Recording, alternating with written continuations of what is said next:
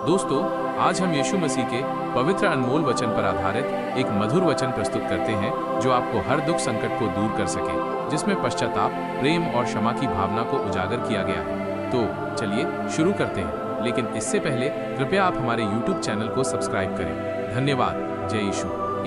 हे पिता, इन्हें क्षमा कर, क्योंकि ये नहीं जानते कि ये क्या कर रहे हैं। यीशु ने अपने क्रूसीकरण के सबसे पहले शब्दों में ही क्षमा की घोषणा की। जिन लोगों ने उन्हें पीटा, अपमानित किया, थूका और सूली पर चढ़ाया, उन्हीं के लिए वे क्षमा मांग रहे थे। इस वचन में एक ईश्वरीय प्रेम प्रकट होता है जो मनुष्यों की सीमाओं से कहीं ऊपर है। ये ऐसा प्रेम है जो न्याय नहीं, अनुग्रह मांगता है, जो प्रतिशोध नहीं, करुणा दिखाता है। ये वचन हमें खुद से पूछने को मजबूर करता है कि जब हमें कोई चोट पहुंचाता है, क्या हम जवाब में बदला लेते हैं या क्षमा करते हैं। यीशु ने ये उदाहरण दिया कि सच्चा प्रेम केवल तब नहीं दिखता जब सब कुछ अच्छा हो, बल्कि तब जब सबसे ज्यादा दर्द हो। व्यक्तिगत सवाल: क्या मैं उन लोगों के लिए प्रार्थना कर सकता हूँ जिन्होंने मुझे ठुकराया या दुख दिया? क्या मेरी क्षमा केवल शब्दों में है या वो क्रूस कुर्बानी देने को भी तैयार है? 2. आज ही तू मेरे साथ स्वर्ग में होगा। यीशु के साथ क्रूस पर 2 अपराधी लटकाए गए थे। उनमें से एक ने उपहास किया, लेकिन दूसरे ने पश्चाताप करते हुए कहा, हे प्रभु, जब तू अपने राज्य में आए तो मुझे स्मरण करना। इस पर यीशु ने जो उत्तर दिया वो अनुग्रह की पराकाष्ठा है। आज ही तू मेरे साथ स्वर्ग में होगा। इस वचन से हमें पता चलता है कि परमेश्वर का अनुग्रह किसी समय सीमा से बंधा नहीं होता। अंतिम क्षणों में भी सच्चे मन से प्रार्थना करने वाला आत्मा उद्धार पा सकती है। यह पापी के लिए एक महान आशा है और स्वयं धर्मी के लिए एक चेतावनी। व्यक्तिगत सवाल: क्या मैं अपने बीते हुए जीवन के कारण परमेश्वर की कृपा को असंभव मानता हूँ? क्या मैं दूसरों को भी उस अनुग्रह की आशा देने वाला हूँ जो यीशु ने इस अपराधी को दी?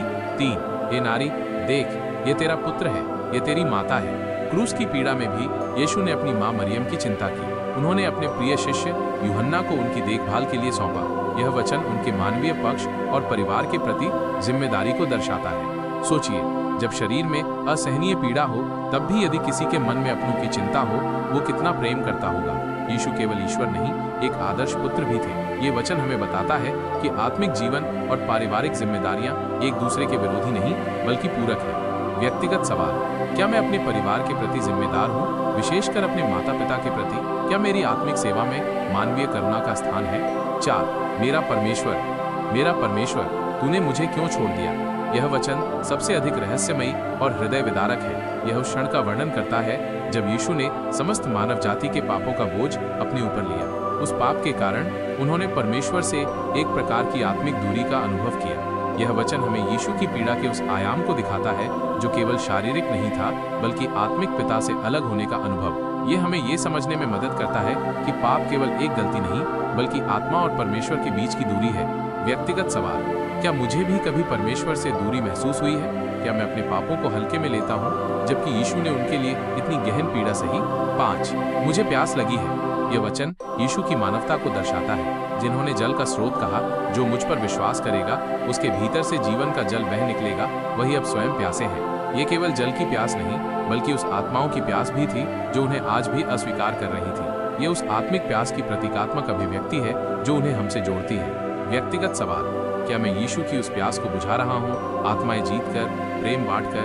क्या मेरी आत्मा भी उसे खोजती है या संसार के जल से तृप्त होने की कोशिश करती है? 6. सब कुछ पूरा हुआ। ये 3 शब्दों की घोषणा कोई हार नहीं थी। ये था एक गूंजती हुई विजय की पुकार। उद्धार की योजना पूर्ण हो चुकी थी, बलिदान स्वीकार किया गया, मृत्यु पर विजय की नींव रख दी गई थी। ये वचन शांति देता है। इसे सुनकर एक पापी भी कह सकता है, अब मेरे लिए भी रास्ता खुला है। यह एक वचन विश्वास का, भरोसे का और परमेश्वर की योजना की परिपूर्णता का प्रतीक है। व्यक्तिगत सवाल: क्या मैं विश्वास करता हूँ कि मेरे पापों का मूल्य चुकाया जा चुका है? क्या मैं यीशु के इस वचन को अपने जीवन में लागू करता हूँ या अब भी अपनी धार्मिकता से कुछ जोड़ने की कोशिश करता हूँ? 7. हे पिता, मैं अपनी आत्मा तेरे हाथों में सौंपता हूँ। ये यीशु का अंतिम वचन था, एक आत्मसमर्पण। उन्होंने अपनी आत्मा को उस परम पिता के हाथों सौंपा जिसने उन्हें ये मिशन दिया था। ये एक शांतिपूर्ण, विश्वास से भरा अंत था। ये वो वचन है जो हमें सिखाता है कि मृत्यु भयावह नहीं, यदि हम परमेश्वर पर भरोसा करते हैं। आत्मा की शांति तब आती है जब हम स्वयं को पूरी तरह उसके हाथों सौंपते हैं। व्यक्तिगत सवाल: क्या मैं अपने जीवन, अपने भय, अपने भविष्य को ईश्वर के हाथों सौंप चुका हूँ? क्या मैं उस विश्वास के साथ जीता हूँ जो क्रूस पर से बोल रहा था? निष्कर्ष: क्रूस की गूंज आज भी बुला रही है। यीशु के क्रूस पर बोले गए ये 7 वचन केवल उस समय के लिए नहीं थे, ये आज भी जीवित है। हर वचन एक बुलावा है, क्षमा के लिए, विश्वास के लिए, आत्मसमर्पण के लिए, रट हुए और एक नए जीवन की शुरुआत के लिए। क्रूस कोई धार्मिक चिन्ह मात्र नहीं, ये प्रेम की पराकाष्ठा है। वहां से बहता लहू, वो दर्द, वो मौन, वे वचन, सब हमें बुलाते हैं। क्या तुम मेरी आवाज सुनते हो? क्या तुम जवाब दोगे? यीशु ने सब कुछ किया, अब जवाब हमारी आत्मा को देना है। अगर आपको ये अनमोल वचन अच्छे लगे तो हमारे YouTube चैनल को सब्सक्राइब करें। धन्यवाद। जय यीशु।